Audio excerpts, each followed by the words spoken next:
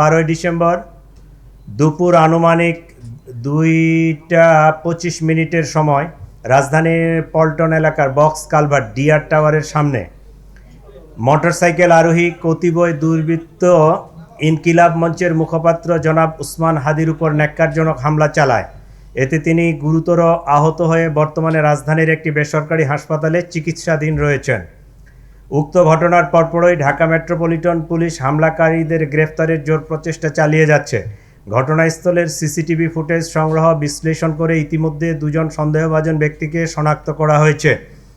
এরা হলো ফয়সাল করিম মাসুদ আর আরেকজন ছিল মোহাম্মদ আলমগীর শেখ।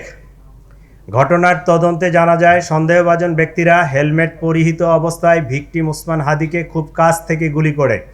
ঘটনার প্রকৃত রহস্য উদ্ঘাটন ও শনাক্তকৃত সন্দেহভাজনদের গ্রেপ্তারের ইতিমধ্যে বিভিন্ন স্থানে অভিযান পরিচালনা করা হয়েছে এবং অভিযান চলমান রয়েছে।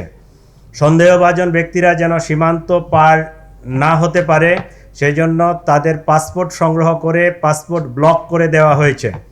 সীমান্তে অতিরিক্ত সতর্কতা জারি করা হয়েছে। এছাড়াও সন্দেহভাজন ব্যক্তিদেরকে গ্রেফতারের সহযোগিতার জন্য গণপ্রজাতন্ত্রী বাংলাদেশ সরকারের পক্ষ থেকে 50 লাখ টাকা পুরস্কার ঘোষণা করা হয়েছে।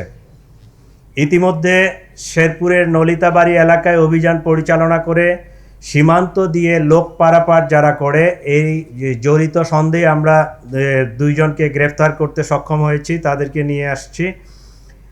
আর র্যাব মোটর সাইকেলের যে মালিক মনে করছে এরকম একজনকে র্যাব আটক করে আমাদের হাতে সোপর্দ করেছে।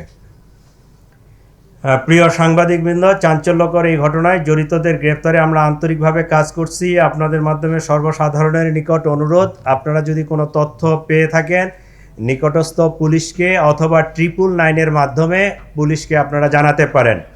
আপনারা আরও জানবেন যে সেই অপারেশনের দিনে যে মোটরসাইকেলটি ব্যবহৃত হয়েছিল এটা আমরা উদ্ধার করতে সক্ষম হয়েছি।